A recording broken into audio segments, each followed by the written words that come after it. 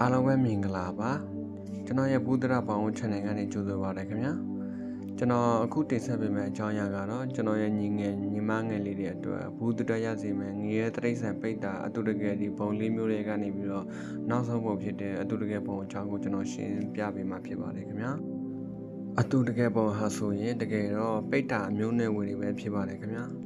အတူတကယ်ဘုံဟာအတူရမျိုးနွယ်တွေနဲ့အနှဲငယ်ဆက်ဆက်မှုရှိပါတယ်အတူရတွေထဲမှာတကိုးကြီးတဲ့အတူရတွေကနတ်အတူရတွေဖြစ်ပြီးဘုံတကိုးမရှိတဲ့အတူရတွေကတော့ပိတ်တာအမျိုးအနွယ်တွေပဲဖြစ်တယ်။ဒါကြောင့်ပထမဦးဆုံးအတူရ5မျိုးအကြောင်းကိုကျွန်တော်တင်ဆက်ပေးမှာဖြစ်ပါတယ်။အတူရ5မျိုးရှိပါတယ်။နံပါတ်1ပထမဦးဆုံးကတော့ဝေဘာစိတ်တဲ့အတူရဒီအတူရမျိုးနွယ်တွေကတော့နတ်အတူရတွေပဲဖြစ်ပါတယ်ခင်ဗျာ။ဒီအတူရနတ်တွေကမြင့်မို့တောင်ကြီးမှာနေပြီးတာဝရေတာနတ်တွေလောက်တကိုးအရှင်ဝါမကြည့်ဘူးကိုရောင်ကိုဝါလည်းမတောက်ပေမဲ့တကိုးအတင်းစီးတဲ့နတ်တွေပဲဖြစ်ပါတယ်ဒီအတူရနတ်တွေကနတ်တွေရဲ့အရှင်သခင်တရားမင်းနဲ့မကြာခဏစစ်ခင်တဲ့ဝေဘာစိတ်တိပဟာရတာနတ်အမျိုးနဲ့ဝတွေပဲဖြစ်ပါတယ်နံပါတ်2ဝိနိပါတိကအတူရပထမအဦးဆုံးနတ်တွေလောက်တကိုးမကြည့်မပေမဲ့တကိုးအနှဲငယ်ရှိတဲ့နတ်တွေနတ်မွားနတ်တူရတွေပဲဖြစ်ပါတယ်ခင်ဗျာဒီနတ်အတူရတွေကသူတို့ကိုယ်တိုင်တကိုးမကြည့်ပေမဲ့တကိုးအစိမ်ဝါကြီးမားတဲ့ဘုံမစိုးနတ်တွေကိုမိခိုးပြီးအထက်ကနတ်တွေထက်တကိုးသေးသိမ့်တဲ့အတွက်သူတို့ကိုဝိနိပါတိကအတူရလို့ခေါ်ပါတယ်နံပါတ်3ဝေမာနိကအတူရ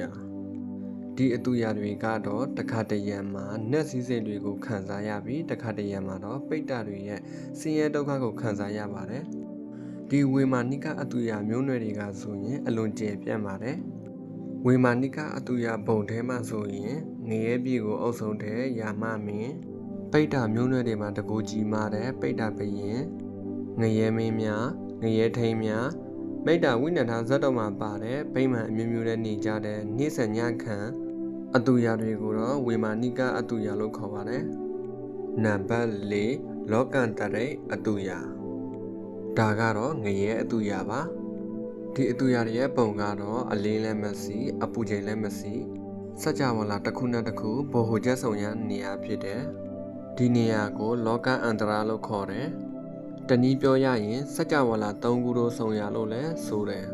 ဒီတတ္တဝါတွေကဆိုရင်ဂူအိမ်ထဲမှာရှိတဲ့လင်းတို့တွေကဂူနေရန်တနေရာနဲ့တနေရာကိုပြန်တန်ကတ်တွယ်နေသလိုမျိုးဒီပုံသားတွေဟာလည်းစကြဝဠာနေရတနေရာနဲ့တနေရာကိုပြန်တန်ပြီးနေကြရပါတယ်စားစရာမရှိပဲတကောင်နဲ့တကောင်အစာအသောက်အပြည့်စားတော့ပြီးနေရတဲ့အတွက်ကြောင့်အောက်ကိုကြာရင်လည်းအလုံးအေးခဲတဲ့ရည်တွေထဲကြာရတဲ့အတွက်ကြောင့်တည်ကြည်ပျက်စီးရပါတယ်ကိုယ့်ရဲ့အကုသိုလ်ကံမကုန်မချင်းထပ်ခါတလဲလဲပြန်ခံနေရတဲ့အတွက်ငရဲဘုံမှာပါဝင်တဲ့အတူရမျိုးဆိုပြီးဗုဒ္ဓဝင်အထကထာမှာပါရှိပါတယ်နံပါတ်5ပိဋ္ဌအတူရဒီဘုံမှာရှိတဲ့ပိဋ္ဌတွေဟာဆိုရင်စားစရာမရှိနေစရာမရှိအလွန်မို့သိမ်းဆောင်လောင်ကြတယ်တကဘာပြီးတကဘာပြောင်းခံရတယ်တချို့ပိဋ္ဌတွေဆိုရင်ဖျားတဆူပြီးတဆူပွင့်မိတာတောင်အစာရည်စားမစားတော့ရတာတွေရှိတယ်ကာလကတိစကအတူရတယောက်ဆိုရင်ရေငတ်လို့ဆိုပြီးဂင်္ဂမြစ်အတွင်းကိုဆင်းပြီးရေစင်းတောက်လို့မြစ်ရည်တွေခန်းချောက်ပြီးမိကိုးတွေတဟုံထားတယ်လို့ဆိုတယ်တညလုံးပြေးလွားပြီးရေကိုရှာတာဘလို့မှစာမရတဲ့အတွက်ကြောင့်မနက်မိုးလေးတဲ့အခါမှာဆုံးခံကြွလာတဲ့ရဟန်းသုံးကျဲတို့ကိုမြင်ပြီးတော့အကျိုးအကြောင်းကိုပြောပြတဲ့အတွက်ဆရာတော်တွေကလည်းဂိဏဖြစ်ပြီးမင်းသေးတော့ပြမှာအိမ်နေငါတို့တွေတပိန်နဲ့ရေခတ်ပြီးမင်းကိုရေတိုက်မယ်ဆိုကရေတွေခတ်ပြီးတိုက်လဲသူ့ရဲ့ပါဇက်ထဲကိုရေတစ်စက်မှမဝင်ဘူးလို့သိရပါတယ်ခင်ဗျတော်တော်လေးကိုကြောက်စရာကောင်းတဲ့အကုသိုလ်တွေပါပဲဒါကြောင့်ဒီအပယ်လေးပုံမှာပါဝင်တဲ့အတူတကယ်ပုံဟာဆိုရင်အပေါ်ကတော့ပြောပြခဲ့တဲ့နံပါတ်3ဖြစ်တဲ့ဝေမာနိကပိဋ္ဌအမျိုးအစားနဲ့နံပါတ်5အမျိုးအစားဖြစ်တဲ့ပိဋ္ဌအတူရပုံကိုယူသိပါတယ်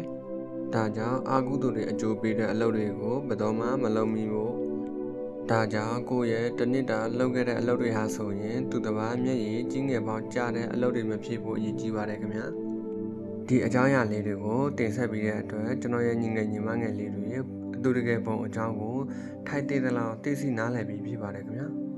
ကျွန်တော်ရဲ့နောက်လာမယ့်ဗီဒီယိုလေးတွေကိုလည်းအားပေးဖို့ပြောကြရင်ကျွန်တော်ဒီမှာပဲနှီးကုန်းချုပ်ပါတယ်ခင်ဗျာအားလုံးပဲဆွေးနွေးချမ်းမြေ့ကြပါစေခင်ဗျာ